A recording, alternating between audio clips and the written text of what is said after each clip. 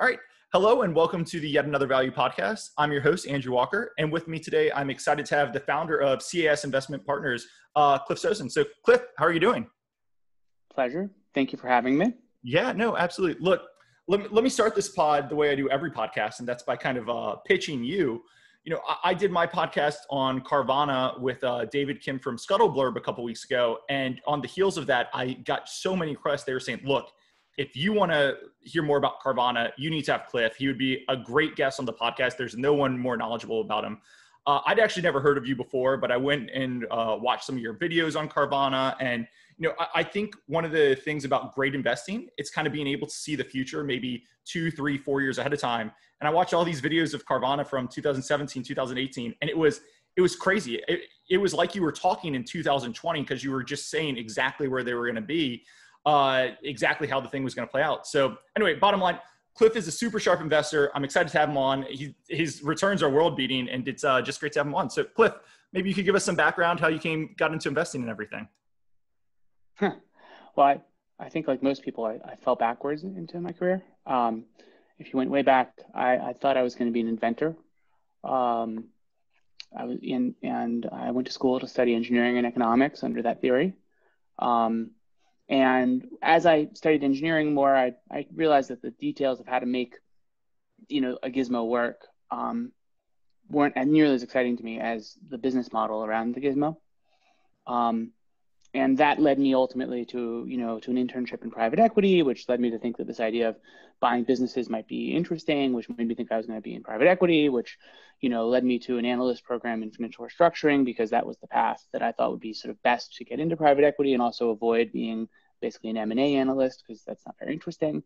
And that in turn led me to a job as a distressed debt analyst, which led me to focusing more on bonds at a place that mostly did equities, which was UBS. And that's where I spent a bunch of time. And that eventually migrated to all equities. And then it was sort of somewhere in there that my way of investing developed. And I developed the confidence to think that I could probably do this on my own. And ultimately that's where I was where I left when I started CAS. So, it was, I think, the world is far too complex for anyone to have a master plan. And I think you're pretty naive if you're, 15 and you've decided what you're going to do. The world is way too interesting for that. Yeah. No, I think back all my friends, it's the classic freshman year of college, everyone comes in and they say they want to be a doctor when they're done. And by junior or senior year, everybody's studying the arts or going into completely different stuff. So, yeah. So on a total aside, the world would be, I think we shuttle people into careers too quickly. I think it would be better. I think there's very questionable value to a lot of higher education. I think Brian Kaplan has a great book about sort of the limited value of higher education. But I do think there'd be a lot of value to letting people sample careers. I think if people had a period in their life which was sort of broadly accepted as, you're gonna spend 3 years, you're gonna try 6 jobs, they're gonna be 6 months apiece. That's just what's gonna happen. I think that could be incredibly valuable for people and sort of help. A great way to make society more productive, happier, and so forth is to better match people to jobs. And yeah, we'll make progress on that over time. Polygenetic scores will help, but I think trial periods. I think people don't even know their preferences prior to trying them. I think it's just very, very hard to know what you're going to think about something before you're actually there. And so, anyway, I think there's a lot of room for experimentation there. No, I 100% agree with you. But I guess that's a conversation for another time. Let's go back. So after you left UBS, you founded CS, and what year was that? CAS, I founded CAS October. Our first day was October 9th of 2012. Okay, great. Yeah. And one of the people ask why not the first, by the way. Say again? People ask why not the first, and the answer is we missed the deadline for the first. And then they the say, fund why not administrator the couldn't take the wire in, so. Yeah, I didn't have my documents in a row, and then people say why not the 8th, and the answer was it was Columbus Day, so it would be the 9th. One of the things I love about CS, and we're going to dive into it a lot, but you run very concentrated. I was just looking at your 13F, and I think you could round up to 100% of your portfolio is kind of Carvana and Cardlytics now. So you launched 2012, running a super concentrated fund. What are kind of your first big investments at CAS?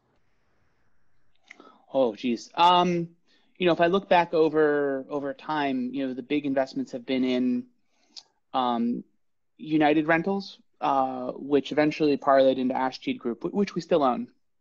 We own a fair bit of it, actually. And what else has been really big? We owned a lot of Herbalife. For a while, Herbalife, which we still own, really dominated, the portfolio. Then I guess, as Herbalife kind of came to be less dominant in the portfolio, I think, Carvana kind of came to be kind of the new thing. And World was also a big thing for a time. And then World Acceptance Corporation. And then eventually, we came to be more kind of what we see now. I would note that, the Carvana and Cardlytics positions are big, but I think Carvana's mid 40% of capital or something, which is a lot. But if you add them up, they don't actually round to 100%. We have other things. I was just being very loose with the rounding. Herbalife. So you get involved in there for a big time. Is this on the heels of the Ackman short, or are you invested in Herbalife before Ackman's big short comes out? No, I invested in Herbalife.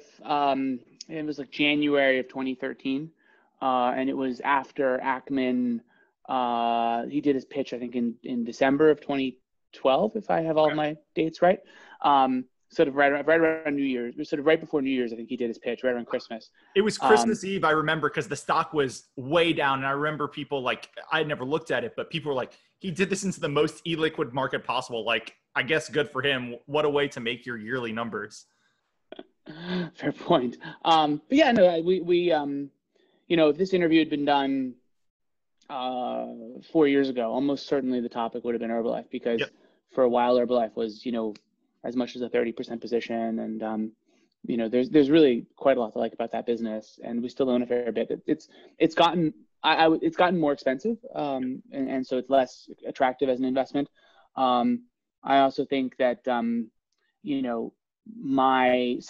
there's a range of outcomes in terms of what you think might happen. And I'd say that, gradually speaking, my sort of optimism has abated a little, but that doesn't mean it's not a really great business doing really well and will do really well over a long time. Are you following Herbalife before Ackman comes out with the short, and then the price kind of gets distressed and you make the investment? Or does Ackman make the short, you see the price is distressed, anyone could see at the time, it traded very cheaply, it had great returns on capital, there was the whole MLM thing and everything, but which kind of comes first to spark your curiosity?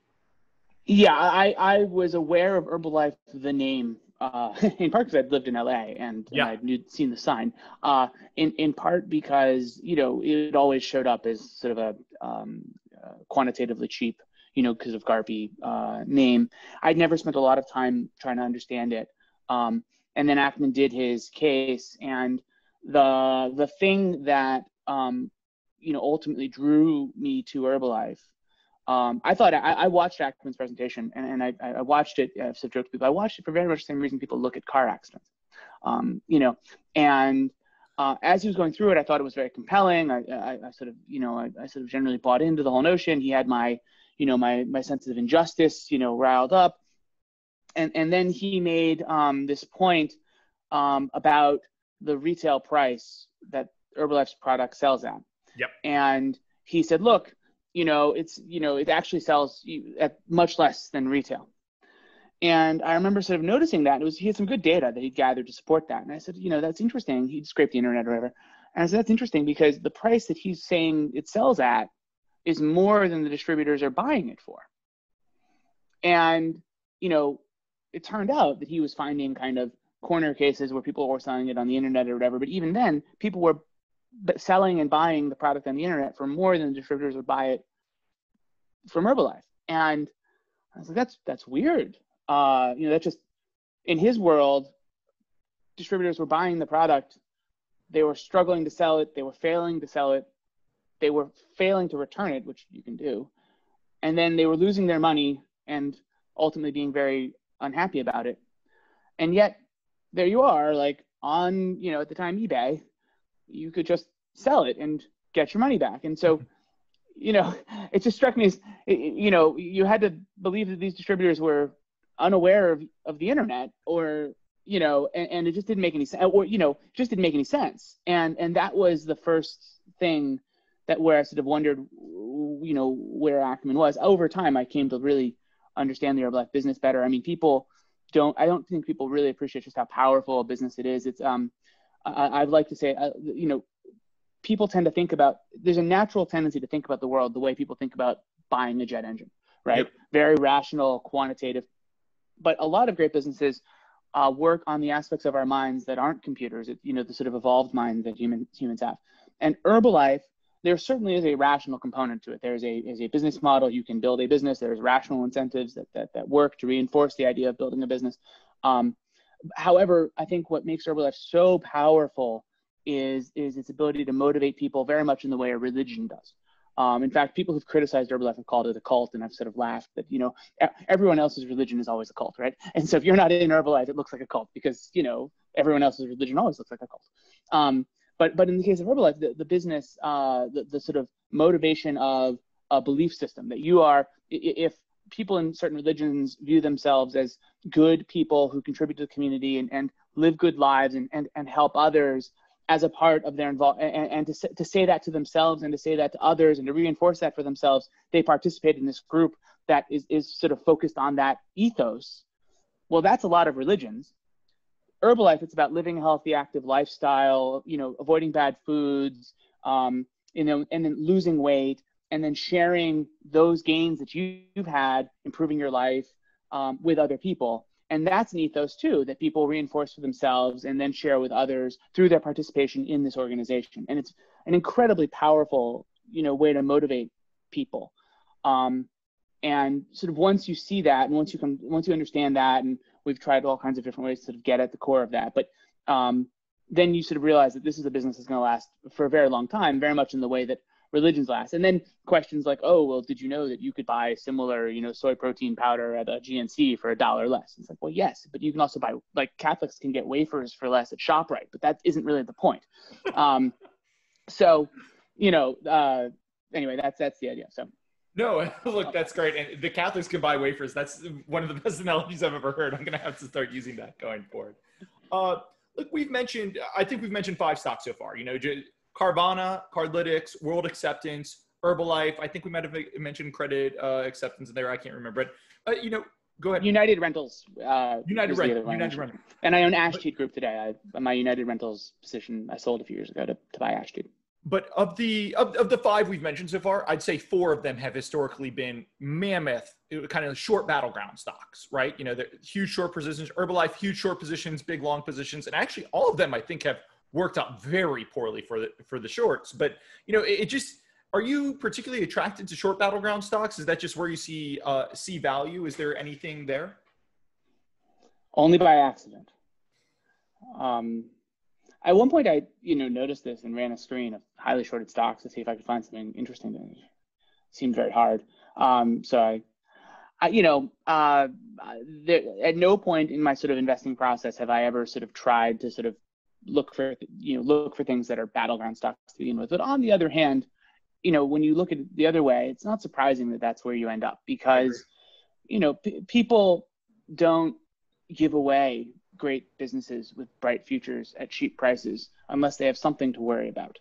And I think in all of my investments at some point, there is something that people worry about that I think, if I'm successful, I'm able to show isn't really a good concern or is either misweighted or misunderstood or whatever. And that, is kind of that kind of gives rise to a good investment. Yeah, no, I was just thinking, I've been thinking a lot about my historical investments and returns. And one of the things that struck me is I very rarely made a lot of money buying a company that everyone thought was good at kind of 12 times earnings and just waiting out. I'm not saying that can't be done, but most of the times I've done something and done really well has been you buy something, maybe it's cheap, maybe it's optically cheap, maybe it's not optically cheap, but you buy something, but there's a lot of doubt about it.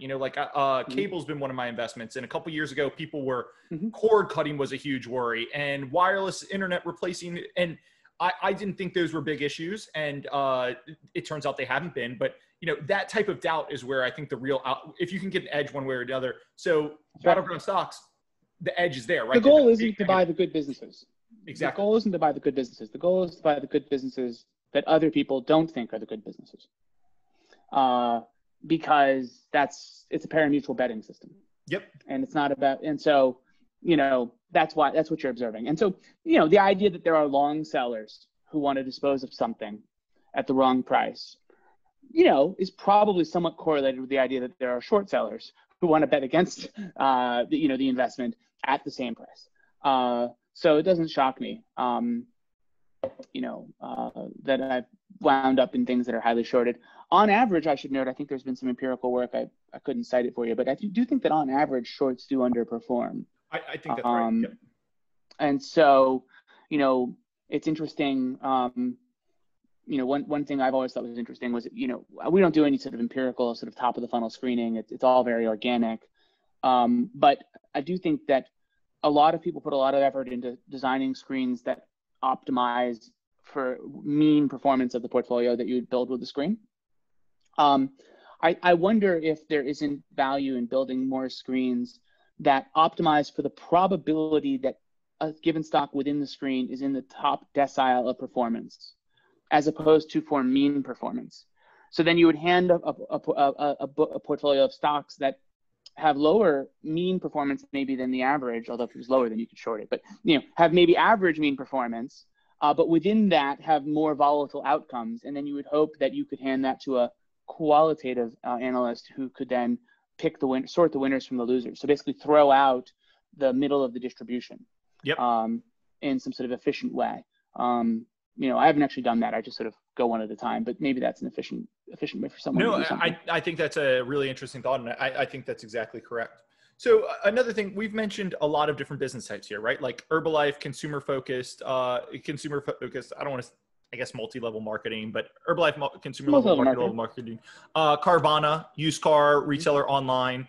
Cardlytics we'll talk about it a little bit more, but it's connecting merchants with consumers through banks. That's a lot of different types of stocks. So how are you screening and finding these different types of stocks? One at a time. There really isn't a way I could describe some sort of systematic process of finding things. Mm-hmm. Certainly at the sort of top of the funnel. What I would say is that where I get a little more systematic is after I sort of spend a little time getting to know a business, I start trying to be fairly rigorous in the way I think about that business, using various intellectual tools that I've picked up along the way to try to basically construct a sort of a mental model of how the business and that industry competes and kind of what ultimately gives rise to that business's enduring, competitive advantage. So in the case of Herbalife, I walked you through briefly kind of this idea that there's a set of human motivations mm-hmm. that you can observe in other areas and that definitely exist, that the hypothesis was and still is that those are kind of at the core, a big source of what drives Herbalife and in some sense differentiates it in the minds of people who are involved. If we had a longer conversation about Sunbelt Rentals, which is owned by Ashton Group, we would talk at length about the economies of scale in the construction equipment rental business. We'd also talk about, something called chrono-oligopoly, which is this idea that in the rental business, you provision a certain amount of equipment in advance of need, and then you maximize the yield on that. And so the decision-making process is quantity, then price, not price, then quantity. Mm-hmm. And the game theory of that in kind of the perfectly competitive equilibrium is very different than the game theory of that in the Bertrand oligopoly, which is where you say price, then quantity. So there are, all of these tools. And, in some sense, I've sort of joked with people that like a good investment, it's kind of a gadget. It's like you find some quirk about how the world works. And, some companies through evolution, they sort of find some way to take advantage of that quirk. Human beings have this tendency to form groups and to sort of have belief systems and to sort of develop views about themselves through their belief systems. And so if we can create a belief system, like we could probably get them to give us money, right? That's a sort of cynical way to look at Herbalife. It's not how it happens, but it's sort of what it turns into. or, you could say, turns out that, in construction equipment rental that if you're buying lots more of the equipment, you can get it at a cheaper price. And so if you just are really big, you can basically deliver the same product and all of those things, it's sort of a quirk, right? It's like, oh, well, because of the phenomenon of declining average cost of production of construction equipment, you can build a business that's better if it's bigger. And so once you identify what kind of that quirk is of the world,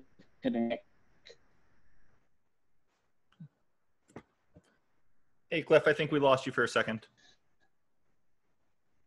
Gadget that the company. Oh, can you hear me? Yeah, I think we lost you for a second.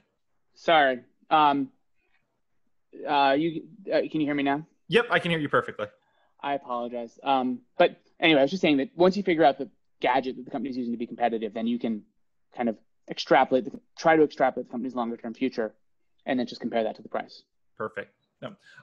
Last thing here, and then we'll switch over to Cardlytics. So we've mentioned a lot about the business, right? But when you run a really concentrated portfolio, I would think management is a huge consideration as well. So how do you kind of, when you're taking big swings at these companies, how do you kind of look at management teams and think about them?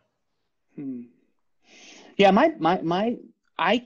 if you'd asked me that question 5 years ago, I probably would have said that I think not at all to very little about management, with the exception of trying to avoid basically outright, frauds, like, liars, cheaters, that sort of stuff.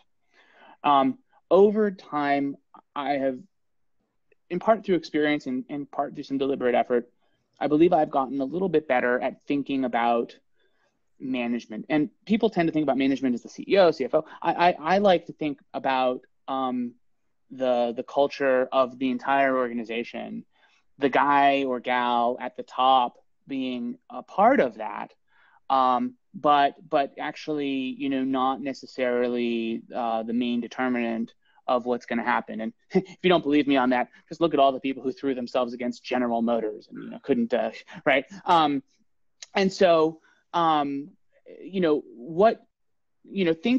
then you start thinking about how people behave every day in an organization. People are responding, they're signaling sort of aptitude to one another. There's sort of a currency that people value when they signal to one another that is meaningful and that's different across different organizations. So, at Google, they probably really think you're great if like you've got some wonky algorithm that, you're really proud of and you built some cool code, right? I don't know, Wells Fargo, the sort of the more fake accounts you can open, the better you are. No, but it's probably more about running your business P&L and kind of making sure that you've achieved everything on their compliance checklist. That's important. There's differences in kind of and so I think I've come more to think about these very large, culture in some sense is the way you motivate people when you can't supervise them directly. And that's really what I'm talking about here, is this idea that people are, your people are trying to convince everyone else that they are a certain way. And the way they do that within an organization can vary a great deal. And by the way, it can vary a great deal across, different societies and across history. It's sort of amazing when you start looking at it, it's pretty remarkable how malleable people can be. And so think about each company as a little society, and within that little society, there are the norms and values and expectations. That society has the leader. The leader is, in some sense, it can come from the outside, but the board is picking. It's very organic in the sense that usually the leader is almost a function of the society. The best person to run a given company varies a great deal by industry, right? The right person to run Boeing and the right person to run Starbucks, are just very different people. Boeing, and then also the other thing which I should mention is the problems the company has to solve are very different. And then the processes by which the company solves those problems are different. And those lead to different, what they call organizational habits, which are kind of instantiations of individuals' habits. People tend to follow habits. You can then kind of align people's habits in a certain way and create organizational habits. Organizational habits are simply, hey, this is how we solve things.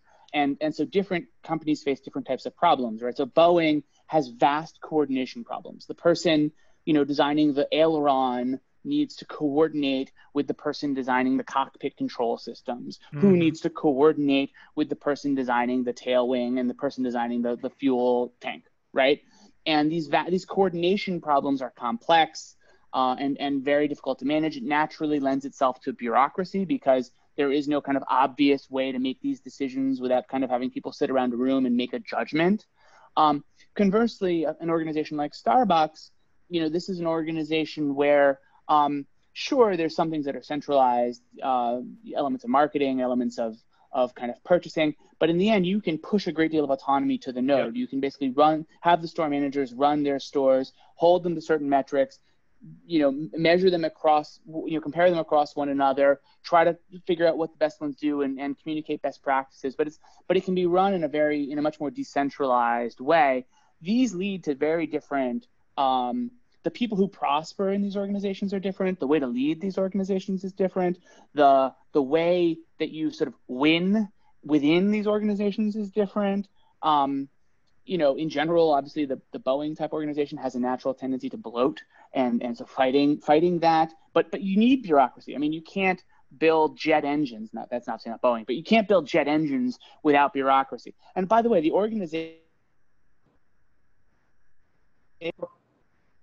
organizations that you're liaising with also matter, right? If you're doing drug development and you're interacting with FDA, yep. FDA is a big organization, and you're going to need build a complementary organization to. So the point I'm saying about all this is that I've come to think a lot more about how the people are assembled.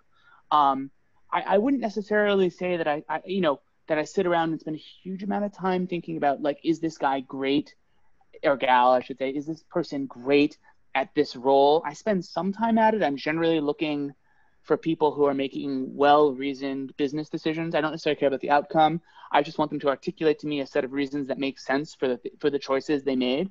But usually I find that there's a fit component to it. It's like the person running the company the company has certain problems. The person running the company has a certain role. And the question is, does that person sort of fit in that role? And are they making kind of decisions that are suitable to that role, that are sort of sensible?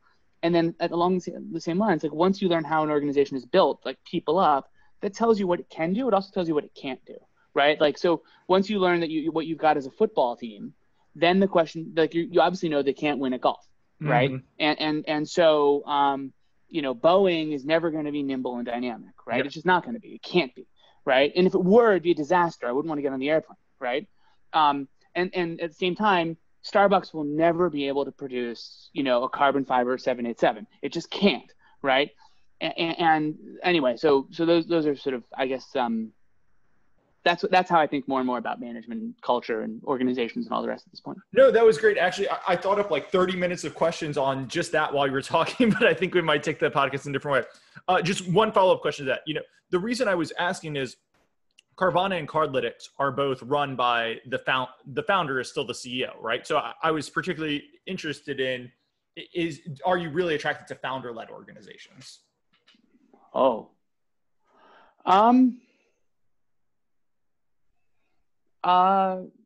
I guess I have. That's an interesting question. Not intentional. I guess I have been. If you just look at what I've owned, there's been, I guess, those two. I'm trying to think of anything else I've owned. Herbalife, if I remember, the CEO wasn't the founder per se, I don't think, but I think he had really grown the organization. You could almost look at him as a mini founder. Where? Herbalife, am I remembering that correctly? Yeah, Michael Johnson. What I would say is maybe it's not so much about a founder, and maybe this isn't necessarily an absolute requirement, but it's good that there's somebody in charge. I don't necessarily think that it would be a negative, although it wouldn't necessarily prevent me from investing because there's sort of always nothing's perfect. To have what you kind of think of as kind of a passing through rental executive who, isn't really able to make decisions, I don't want to say unilaterally, because that doesn't happen. I mean, the executives think they're making all these decisions, but everyone around them is bringing them all the information and tipping them in the way they want. And but the idea that there's someone who's actually sort of relatively ensconced in control and can kind of make sensible choices, and I think is important. And maybe you get that more with founders, but at the same time, I've been invested in companies where that's not quite the case, and it's been fine. So in general, I think the simplest way to think about it is, when you ask the person about choices that they've made in running the business, do they articulate things, reasoning that you think, whether it was right or wrong, is sound reasoning? Yep. And if they're making decisions based on factors you think are important, based on sound reasoning, you're probably going to do okay in terms of their ability to run the company. Now, sometimes they'll blow your mind, right? They say things that you just like, wow, I think of myself as fairly bright, and I've thought a lot about this, and you've just put a new lens on this that's totally different from me. And if they do that repeatedly, then you might have some real talent on your hands, and that probably is something that you should like. And conversely, if you find yourself asking these questions and you find that they haven't reasoned through things the way you would reason through them, and that they've sort of missed a lot, or they haven't thought about it right, or they've weighted the wrong factors, and they sort of find that to be a persistent problem, then they probably are less talented, and you need to think about how that might impact the performance of the company. The other thing is that, like, different companies have different requirements for management. I mean, management always matters, but a monkey can run a stabilized apartment building. Yeah. Right. Whereas building a new company a la Carvana is very difficult and requires a certain level of business acumen, that if it's not there, you won't succeed. Retailers, obviously notoriously sensitive to the person running it. On the other hand, I think Google's had a lot go right over time, and the management's probably been net additive, but certainly, Google's search engine, they could all go home, right? Yeah. So, yeah, but anyway, post 2008, anyone could have run Google search engine, right? Like, the moat was that big, all the other things. But like as you said, with the Carvana, it took someone with vision to say, hey, this isn't going to work if we just do one market. Like, the economics don't make any sense. I need to vision what happens if we do 200 markets and build this whole thing. No, makes tons of sense. Makes sense. Anyway, let's turn to one of your portfolio names. Let's talk about Cardlytics. This is obviously a high conviction name for you. I think it's approaching 40% of your portfolio. You own about 16% of the company. I was just looking at the filings. I think you bought $25 million more of the stock in early August at prices kind of around today's level. So this is obviously still a very high conviction name for you. So why don't you just dive in? What is Cardlytics? How did you find it? Why are you so bullish on it? Sure. So I'll step back, just to correct a little thing. It's not quite that big a percentage of the portfolio.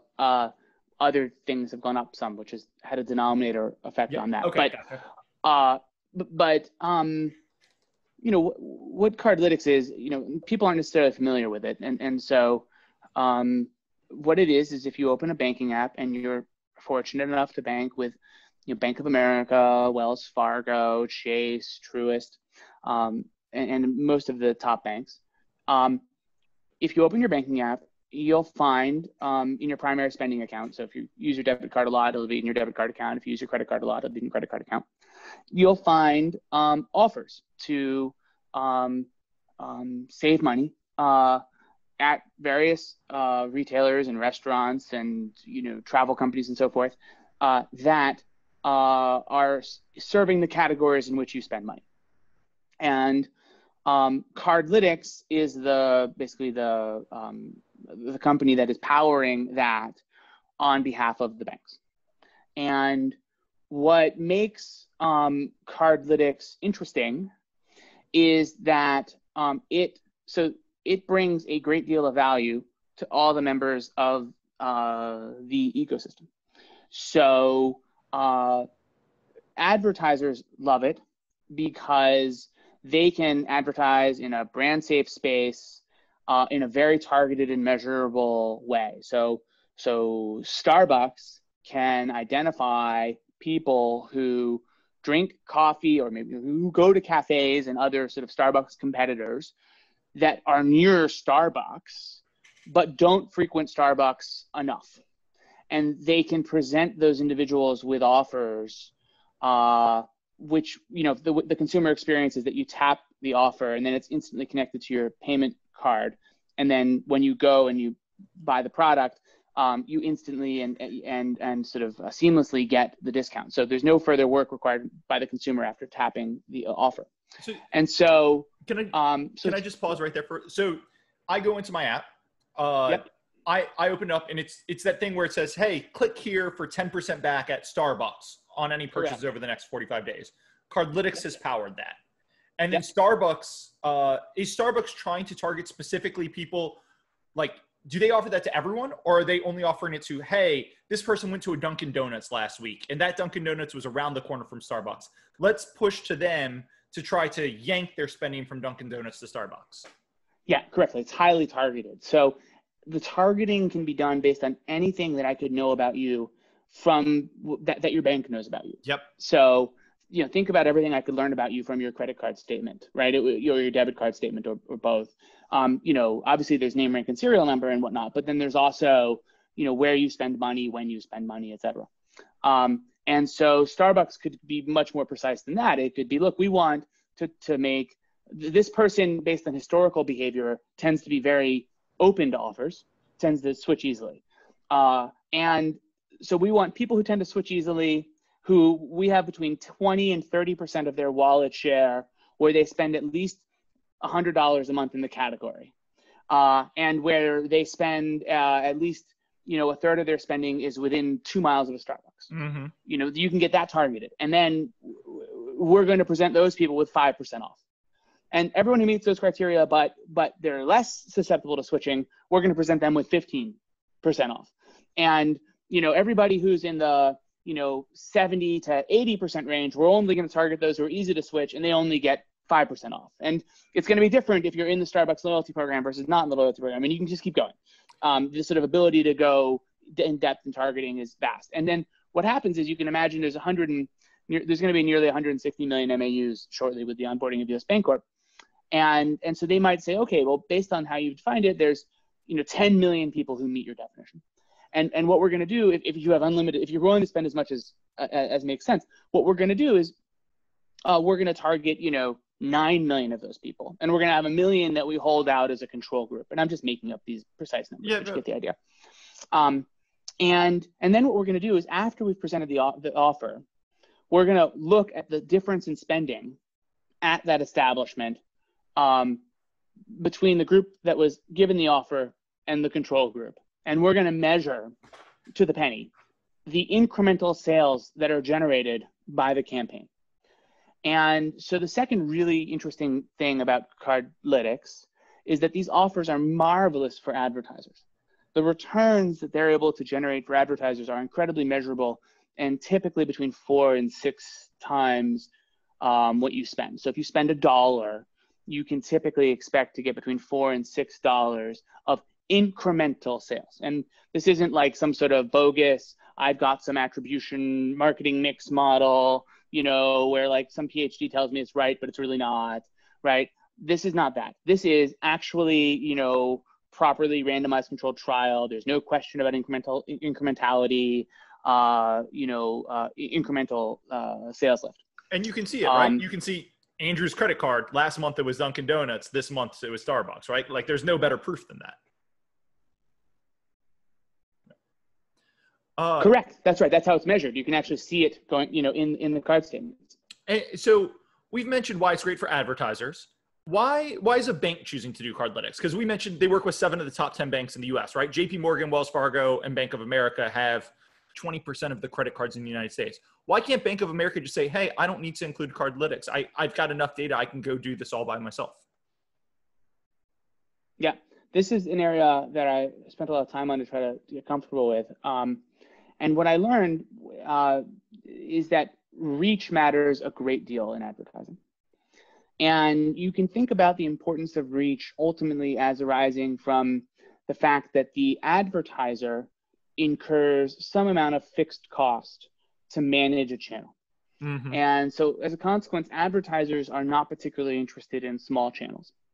And of course, on the flip side, the network manager, the Cardlytics, has a certain amount of fixed cost to build and run the system, as well as to manage the advertiser. And one of the things that the more sort of attention you put into Cardlytics, the more you can get out of it. You can think about all those tests of different groups that you might do over time. Cardlytics, also on kind of their side in terms of fixed cost, is building a self-service platform, which is really important to allow ad agencies to resell this to their customers, as well as to allow the customers to do all of their own targeting, and therefore to get more granular. And so all of these things, what they do is they cause it to be the case that it's much more efficient to distribute this product if you have a lot of reach. And conversely, and so as a consequence, and of course also fixed cost to running the system. And so those two things mean that by pooling their efforts, the banks are effectively able to attract many more advertisers who spend much more in advertising in the channel much more efficiently, and to share the fixed costs. And what that means is that all the advertisers, they want to be where the consumers are. That's where the banks are. And so they want to be with the guy who has all the banks. All the banks, they want to be where all the advertisers are, because I should have mentioned that this is very good for the banks. The banks get a revenue share, which is about half of the money that the advertiser spends after netting off the amount the consumer gets.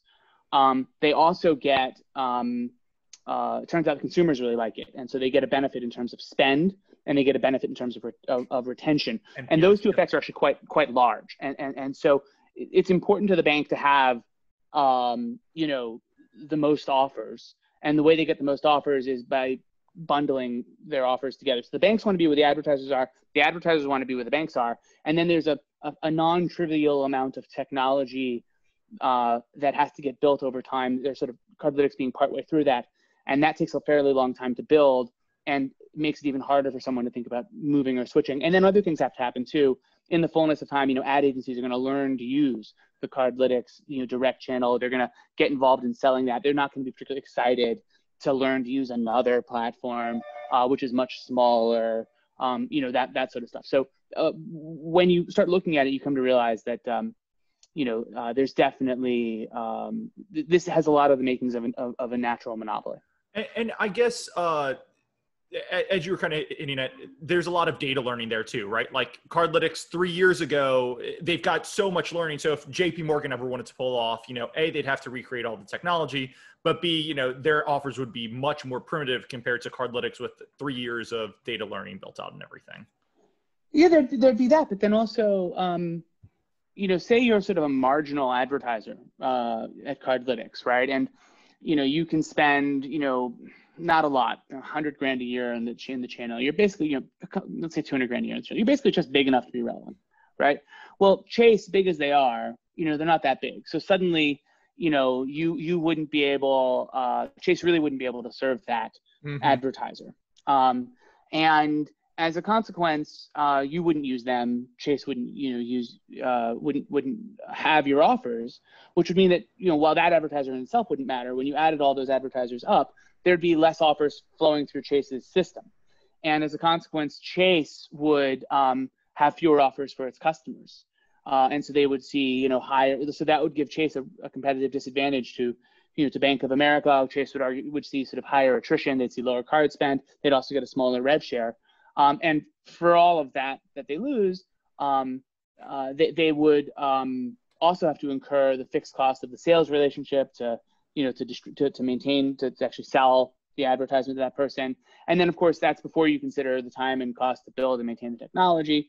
And, that's sort of where we are now. In the fullness of time, I think that, what you can imagine doing with Cardlytics versus what's currently done with Cardlytics is fairly substantial. So, one challenge, for example, that Cardlytics has is that big advertisers or potential advertisers like Target, their discounting budgets are actually at the category level. So, and this makes sense because Target has a variety of departments within it, and categories, and those categories have different margins. So Target does not want to offer 5% off at, or 10% off at Target. Yep. Because if you groceries use that, are 4% margins, right? So you'd be selling precisely. groceries at a loss if you did that. But toys. Oh, that's right. Or home decor, right? Yep. And so what Target wants to do is offer 15% off home decor and $1 off Target private label tomato soup. Or better yet, $1 off Campbell's soup funded by Campbell's. Yep. At Target. Now, to deliver on that, ultimately, and they're not there yet, right? But to deliver on that, ultimately, if things work as I hope they will, Cardlytics is going to have to end up doing integrations into Target on their back end. And there's going to have to be a lot of work kind of done on the Target end to learn how to use this and integrate it and all the rest. And those integrations, in addition to the self-service platform, which is a big technology build out, and the ad agencies learning to use it, will be sort of yet another piece that like makes it such that JP Morgan would never be able to switch. And along those lines, the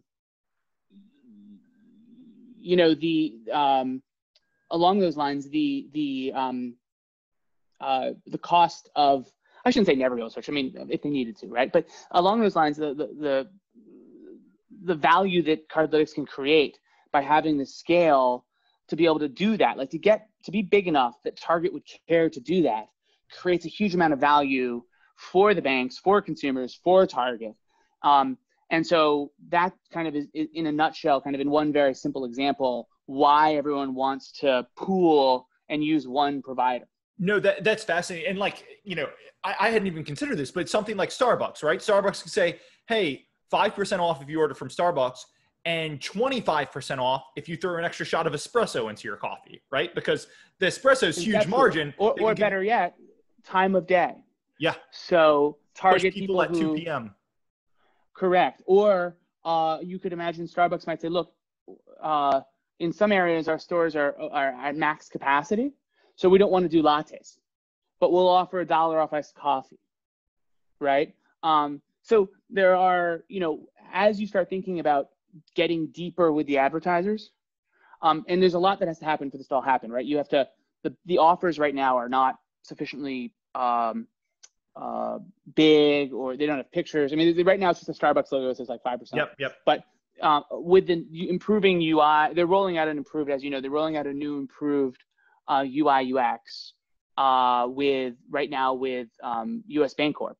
And I suspect over time, the other banks will adopt that, and that will continue to improve.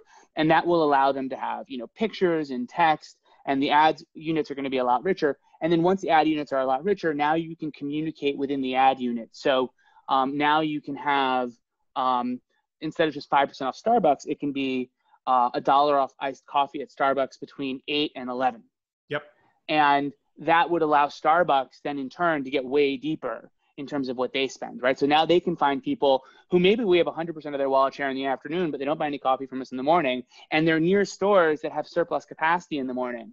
So we're going to offer them, some offer in the morning, or maybe they're near stores that don't have surplus capacity in the morning, in which case we're going to offer them only a discount on iced coffee, if it's ordered through the app, because that's something that we can do really quickly, and like it doesn't impair our ability to make the line move, right? So you can really go as deep as you want. One thing that strikes me about this, and I know Cardlytics talks a little bit about they want to expand more to being able to offer this to small and medium businesses, right? But when we talk about getting granular enough where you're doing enough data where Starbucks can push you to underpopulated stores at certain times of the day to sell higher margin products, like that takes a data analytics team on the Starbucks end. So is it going to be, is this really something that only the big retailers can use? Or do you think Cardlytics eventually builds it on their end where they say, hey, outsource it to us, we'll run all the data on our end and we'll direct the high margin products to you? How do you think that plays out? Yeah, so that's where you talk about the self-service platform, right? So the self-service platform ultimately gives the tools to advertisers to do this on their own within the rules set by Cardlytics and approved by the banks. And so you can imagine the self-service platform making it possible for someone like a big advertiser like Starbucks or something. You can go as deep as you want, right? You can have analytics teams, you can do all that work.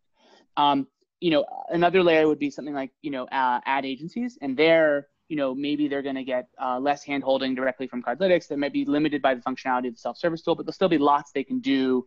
You can imagine discounts and time of day. There's a lot you can still do even just within, you can imagine a fully built self-service tool. The self-service tool, by the way, is like in beta right now. So all of this stuff is future state, yep. right? And then when you talk about sort of smaller businesses, the good news is big advertisers and sort of medium-sized advertisers are the vast majority of advertising. To go eventually after the smaller advertisers, there's two ways you can conceptually do that. A few ways you can conceptually do that. You're going to need a distributor. You're not going to be marketing them directly. Ad agencies can do it. You can also imagine building it into the SaaS software that people sell for merchant acquisition, or just merchant acquirers. The banks also can be your partners here and sell into small businesses. All of these are ways to go after it. And I suspect to be really successful with small business, ultimately where Cardlytics goes, and this is way down the road. And all these things, by the way, as you think about why it would be difficult why the banks want to pool their resources and why it would be difficult for one to do it, all these things can't happen if a bank is doing it by itself, right? But as you push your way down, further down the road, you could imagine someone productizing this in a nice way. We sell software that is used by car washes, and our car wash software has a variety of functionality for car washes, including, we've built some functionality to help you target people in your community who go to car washes that aren't yours. And as a part of that, you're basically buying ads on Cardlytics through us, and they're getting a piece of the revenue, and Cardlytics is getting the rest, and the bank is getting, everyone's getting a piece. And so that's how you can imagine going really down market. There's going to be a certain amount of that, but all of those pieces, that really kind of gets to the core of it. All of those pieces require. My joke about Cardlytics is you can do almost anything. Movie theaters could basically give away highly discounted movie tickets to people who don't usually go to their theater for the movies that aren't going to sell out, right? Especially if they notice that person, when they go to the theater, makes two purchases, the first being the ticket, the second being popcorn, right? Now you've got someone who tends to buy popcorn who doesn't come to your theater, and you're going to give them a free ticket to come to your theater. Can that be done conceptually? Yes. Are they there? No. They're not there. But I think eventually this is a channel where they're going to build all of that, and that's how it becomes a really big business. Yeah, no, when I came into this, obviously I had done some work on it and stuff, but one of the things I was most skeptical on was, why doesn't a bank build this themselves? Obviously, some of the proof is in the pudding. They added Wells and JP Morgan over the past year or two, so some of it's in the pudding. But as you say that's stuff no bank's ever going to be able to match that. Let me just turn back. I want to make sure me and everyone are crystal clear on the economics. So Starbucks gives me a 10% offer, right? Hey, spend $1, we'll give you 10% cash back on it. Spend $100, 10% cash back, whatever. What are they paying specifically to the bank, and what do they pay to Cardlytics and the bank? And I think Cardlytics and the bank split it pretty evenly. But where does Cardlytics and the bank get their take? Yeah. So the way to think about it is, on average, if an advertiser spends $1, about 30 cents goes to the consumer. That's the offer. That might be 10% off up to whatever, or 5% off or 15% off or whatever. The remaining 70 cents is roughly split between Cardlytics and the banks. And so that gets you kind of, sort of 34 cents for Cardlytics, 36 cents for the banks, and 30 cents for the consumer. Now, it's worth pointing out that dollar is what Cardlytics calls billings. Yep. Revenue is the 70 cents after you net off the consumer portion. And then gross profit would be the 34 cents after you give the bank. Yeah, minus a teeny bit of cost related to computing and stuff like that. So if I get a 5% offer, or let's make the math easy, a 10% offer from Starbucks.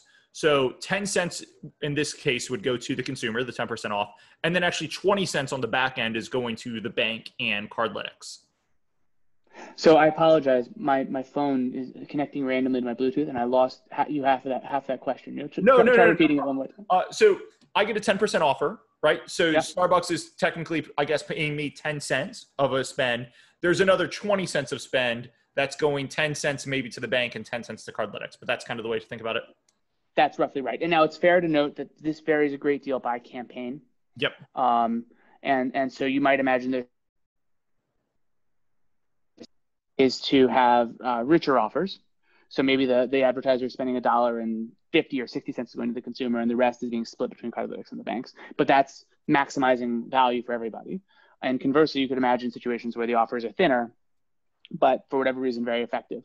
And so maybe a smaller offer that, maybe the consumer is only getting 10 cents, but there's an averaging effect that's going to happen across the portfolio. And so you can see what that's been over time.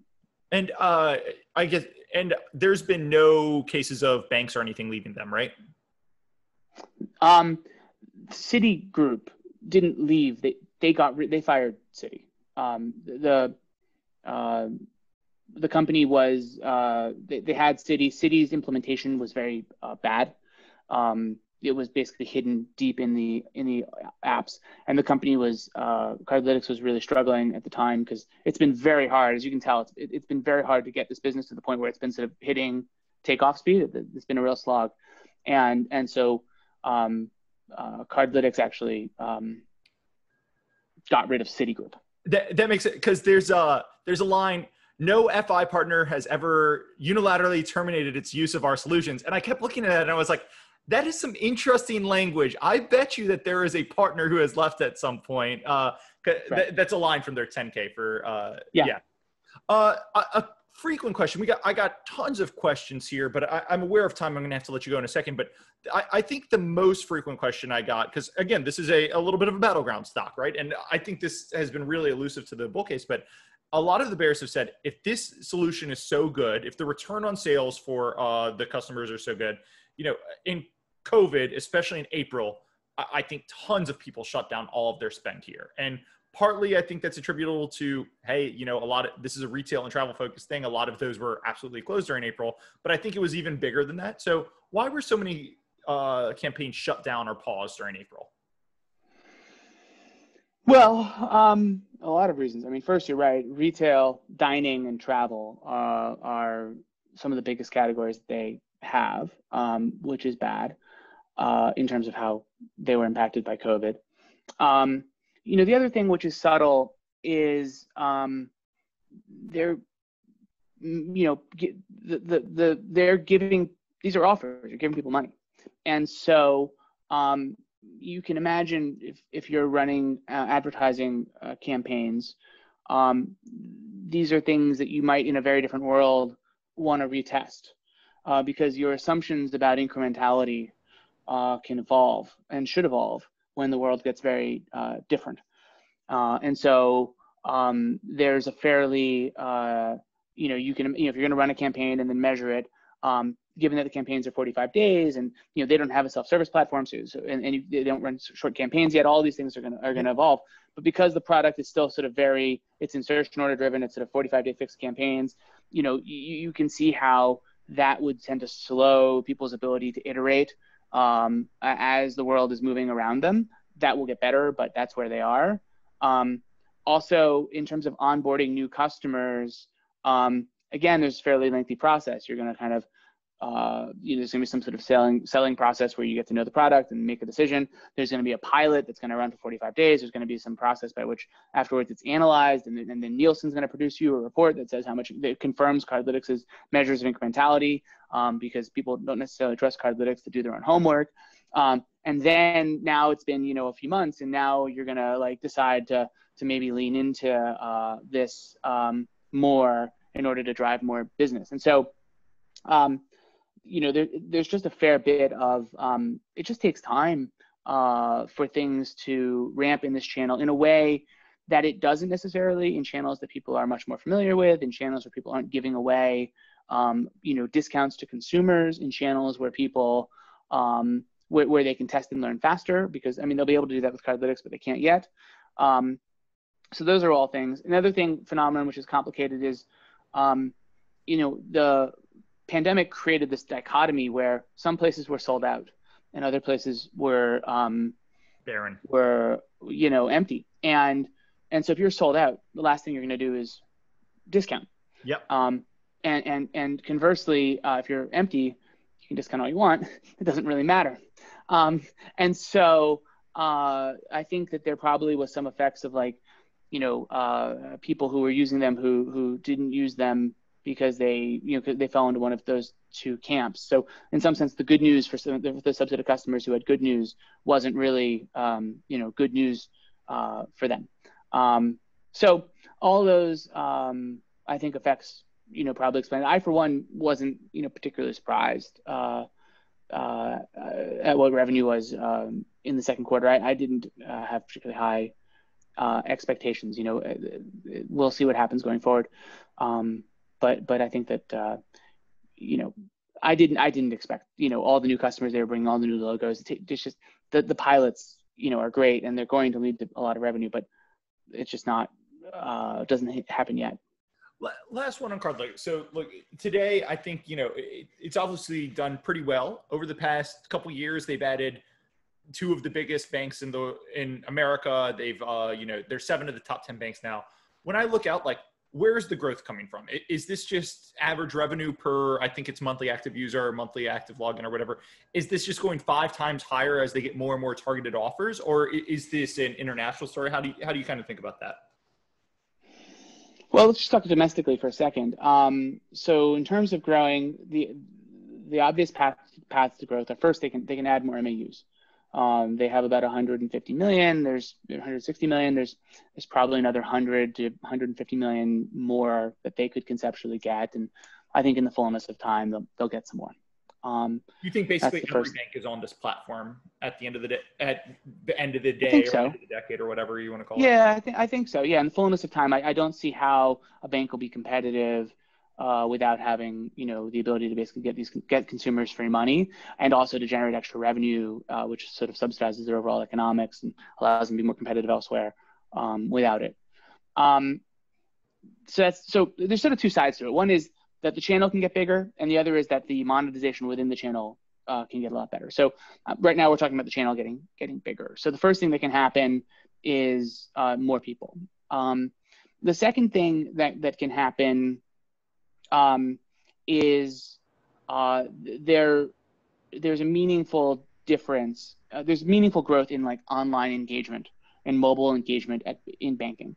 And you can look at the various stats that a JP Morgan or Bank of America put out or whatever. But use of the mobile app is growing, kind of double digits or whatever. And there's as people go from, banking once a month on their desktop to, downloading the app and opening the app on average quite frequently, 11 times a month or whatever, you get this meaningful growth in the portion of banking customers who are engaging with the app. With the offers. So another way to think about it is that, my father-in-law, would never see these offers, but my sister, would see them all the time. And as, people like my father-in-law become a smaller portion of the population, and people like my sister become a bigger portion of the population, and people gradually adopt the behaviors of my sister, that gets you a second leg of growth. And I think in the fullness of time, that probably can double the size of the channel. The next thing that can happen is the implementation can be improved. This is again on the size of the channel front. We've talked a bit about, making the ad units more engaging. There's just a very long list of things you can do between alerts and notifications and more engaging offers and where they're presented in the app. And all of that has to be done in concert with the banks. And all the banks are kind of at a different place kind of in this journey. But there clearly is kind of an up and to the right trend in terms of getting a better implementation at each bank, which in turn gets more of the bank's customers to notice and use these offers.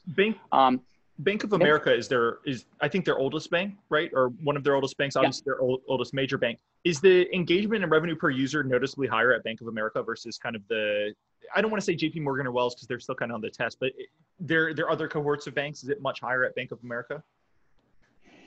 So they don't share exactly what the engagement metrics are at different banks. That said, they did talk a lot, if you go back and read the 2018 transcripts, about the heterogeneity in terms of revenue per monthly active user across different banks. And so there's fairly meaningful heterogeneity across banks. I don't know exactly. My sense is the Bank of America is better than many, but I don't actually know precisely. Okay, no, that's great. But certainly they're all kind of on this journey of kind of getting better over time. Along with that, I'll note that there is a even at Bank of America, they are seeing growth of the Bank of America consumers, the portion that engage with the product. There's a certain just sort of discovery phenomenon that occurs over time. Yep. So all of that is on sort of the channel getting bigger. And if you start multiplying all those things together, you get sort of, several times bigger, be it sort of, 3 or 5 or whatever the number is, but sort of a fair bit bigger on that side. That is all nice. The really big driver is more revenue per monthly active user. And the way I might phrase this to you is that, back prior to bringing on Chase in 2018, or at the beginning of 2019, so in 2018, the company it was about $2.30 or 50 cents, if I recall, of revenue per monthly active user. And the way to think about that is that, Bank of America customers, who for the most part made up the ecosystem at that point, they opened their app and they were shown a certain portfolio of offers, 30 offers typically, and they had a propensity to activate them and a propensity to redeem them, and that led to a certain amount of revenue per each of those. And the question I would ask is, if they opened that app and instead of seeing 20 offers, they had 500, and if instead of the offers being kind of randomly assembled, down a sheet, they were pretty and exciting and interesting and engaging, and they were organized by category.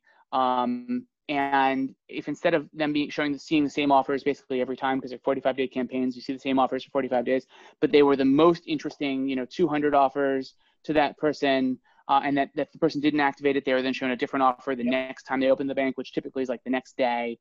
The question would be, what portion of those offers would the person engage with, and what would happen to revenue per monthly active user? The bet is that when presented with vastly more offers, people would activate sort of proportionately more and therefore redeem sort of proportionately more. And a very simplified way to do it is someone might have used it at Starbucks, but they didn't use it at Lowe's because there wasn't a Lowe's offer available. Yeah. Now there will be a Lowe's available at Lowe's. The question you might follow on with is, well, are there kind of enough advertisers to fill out all those offers? And here, I think the evidence is pretty clear that there is. The company has talked a fair bit, and you can read it about just how underpenetrated they are with advertisers. They shared the stat that a large department store whose name started with an M and reported earnings, the morning they said this. How this advertiser, I think the number was they could spend 120, but it might have been 150 million in the channel if they wanted, if they maxed it out, and that worked out to be something on the order of 40 to 50 basis points of that advertiser's revenue, driving something on the order of 2% incremental sales for that advertiser. And go ahead. And so the point is that if every, the mental exercise I do is if every advertiser, spent 50 bips of revenue, then obviously there's 5 trillion of retail sales ex auto, right? It's a very, very big opportunity. And obviously that 50 bips was at a time, with only 100 million MAUs, and the implementation wasn't what it could be. And there's just a lot, and there's just a lot that can be bigger. So you start multiplying those things, you get to very big numbers in terms of the long-term opportunity. I think it's a great point. Like, I'm just looking, I opened up I have Chase. I opened it up to see it. And one thing I've always been struck by, and as you said, it made tons of sense. It's like the top offer I get is Jimmy John's. I don't live anywhere by a Jimmy John's, but if you offered me, if you offered me the sandwich place down the corner, I would probably activate that and be pushed to it. The second offer on the border, don't live anywhere by that. You know what the 10th offer is? Rite Aid. And there's a Rite Aid a block further than the Walgreens that I always go from around the corner. If they push that to the top, like I had to actively click through to see that. If that was the top offer, Rite Aid could probably steal some incremental business from me, or, so no, I think it makes tons of sense in getting smarter and more targeted. I'd be even more sophisticated about it. So if you think about the ecosystem of the offers, there's the top 4 offers, which kind of draw you into the rest. And then within the rest, there's kind of the ordering of the offers and the presentation of them. And so they've done no optimization here. Right now, they're essentially presented randomly. But you could imagine, like, there might be offers that you're willing to almost do at a loss that would be on the first page that would drive people to see the rest of the offers. Yep. And the whole ecosystem could be better right? And so the idea of sorting offers, you know, in a much better way, the idea of charging advertisers more for better placement, for more reach, these are all, you know, the idea of doing a way to grow engagement, right, is to find the people who aren't responding to your offers and like give them a really good offer to get them to discover it, right? All this sort of stuff to sort of optimize this hasn't been done. And yet I would note, you know, the company on a trailing 12-month basis in the Bank of America, basically Bank of America, in calendar 2018 generated, it was, let's call it 250 per MAU. And that, at the time they had 40 or 50 million MAUs. Now they have 160 million MAUs. And so if you just, you know, if you think they can do a little over $3, which is trivially more given digital growth and everything else we're talking about here, you know, then you're talking about a business that would do, you know, $500-600 million of revenue, a couple hundred million, so 250 million of gross profit, and would make, you know, 100 million a year of net income. Now that's not, you know, that would be sort of just barely enough to cover the $2 billion market cap. But that, all that assumes basically is that they're able to get to where they were a few years ago. And a few years ago, they were radically underpenetrated. I mean, they didn't even have a luxury, you know, they didn't even have luxury or travel as categories. Like, you know, I mean, there's the self-service platform, which accesses something like 70% of all advertisers, is just barely in beta now, and it's going to be in the hands of a couple ad agencies right now. Like, the ability to go after the, you know, they were able to achieve that $2 plus event per MAU, you know, in a time when use of apps was way lower, in a time when, you know, the offer actual presentation was a lot worse than it's going to be, without accessing the vast majority of the advertising market through ad agencies, or even going after, you know, some of the biggest categories in advertising, travel and luxury and whatnot. And so, you know, the idea that they're not going to be able to surpass that by a fair bit strikes me as fairly unlikely. And then the question really becomes, and what I don't know the answer to, but the question becomes, you know, how big does it get in the fullness of time? How, you know, can it be? I mean, Facebook does, what is it, $140 per MAU.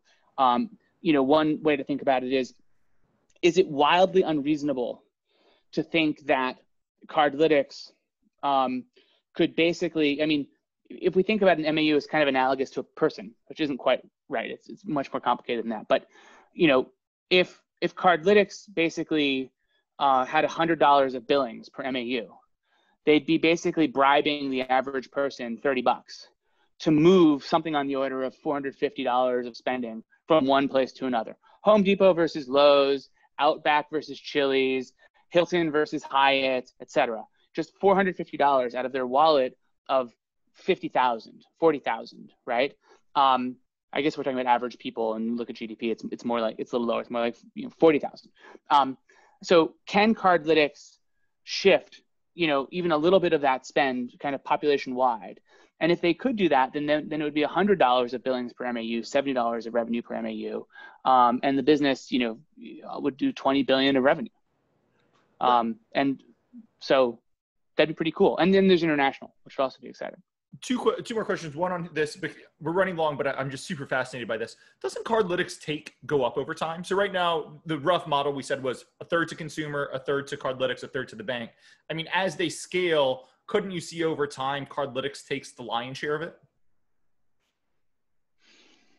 I think it's very important that Cardlytics maintain great relationships with its banks. Okay. Now, over time, I think there may be situations where there are costs that might allow the ecosystem to be made better, that Cardlytics might share with the banks, if we're thinking way out there. So, you know, you think about, let's say they're going to go after a bunch of small businesses, and they know that's going to make the ecosystem better, but they know there's going to be higher distribution costs associated with that. That might be a situation where you have a conversation with your bank partners about what's best for everybody. But I wouldn't expect them to necessarily come out and just start trying to just take economics from the banks. Because in the end, I think the banks are their partners, the advertisers are their customers. And, obviously consumers are the bank's, customers. I'd also add another point, which is similar to pricing, which is that right now the returns they offer are extremely good. 5-to-1 is extremely good. There is certainly no doubt that over time pricing optimization, when this channel were fully grown, they could sell the same offer at a 3.5-to-1 return, and that would just mean that they would get a bigger take, right? So if they go from charging $1 for that advertising to $1.50, the consumer still gets 30 cents. And so $1.20 is then split between them and the bank. So their share goes from 35 cents to 60 cents, which is a fairly big increase. So I think that's another big area that there can be gains. It makes total sense. It just strikes me that, over time, if the argument is, hey, JP Morgan, you could try to do this on your own. It's going to bear a lot of expense on your end. And by the way, your offer is going to be way worse and it's going to bring in way worse revenue. That is the type of model where we bring in something so much better. Over time, you have significant pricing power. And I get the banks are the partners, but it does seem like over time, the bank's take rate should go down because Cardlytics brings so much value there. Cool. Anything else on Cardlytics? Well, one thing I might note, and one of the things that drew me to it as an investment is, I do, despite being invested in Carvana and Cardlytics, and I do think of myself as a value investor. And one thing I think people struggle with is this idea of how do you underwrite your downside risk in these situations. And in the case of Cardlytics, I actually think that it's helpful to try to invert the situation. And you say, okay, well, what is the likelihood? So right now we have the situation where advertisers are getting a great deal, consumers are getting a great deal, banks are getting a great deal. Everybody is very much benefited. What is the likelihood that this company, in some enduring way, goes materially backwards, such that they aren't able to kind of even come close, to where they were before, and then the banks will start uninstalling it, customers aren't using it, et cetera. Mm-hmm. And you get really creative and talk about sort of radical changes in payments. We all use Bitcoin. I mean, there's things you can sort of conjure up, but for the most part, it's very difficult to. I mean, the banks, tend to leave even products that their consumers don't use. If a very small segment of consumers use a product that doesn't cost them anything to keep it, they tend to sort of leave it.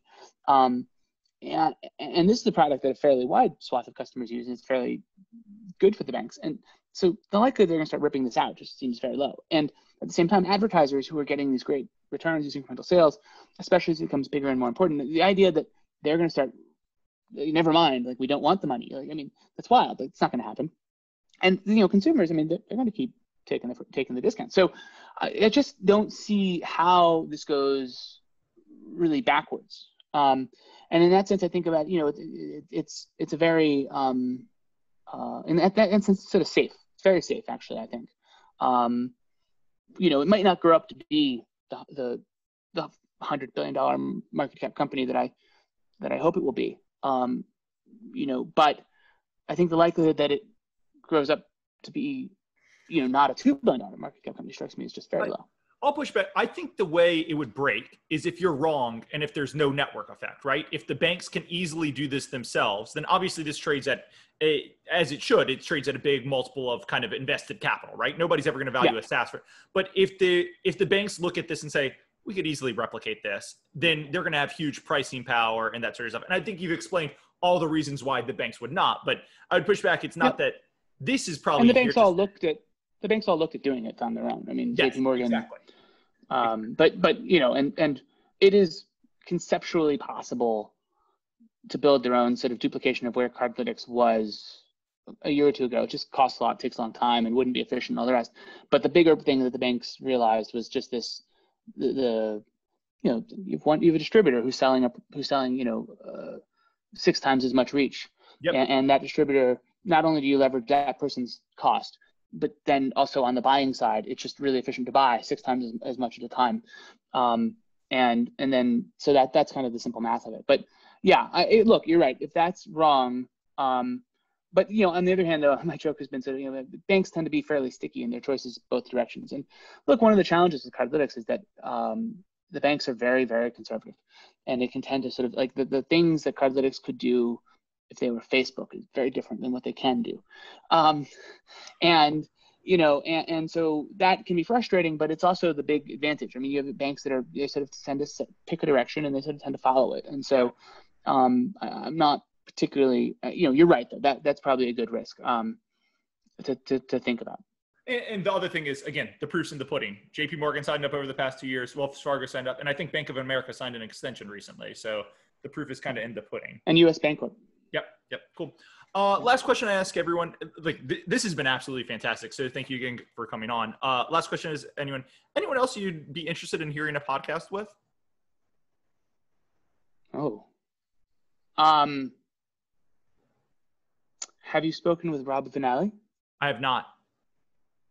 Oh, he's at RV Capital. Okay. And he's just I feel bad answering that kind of in public, because invariably the many people that are probably great that I'm not giving their name will be bad. But Rob, he came to mind just because he has a wonderful way about him.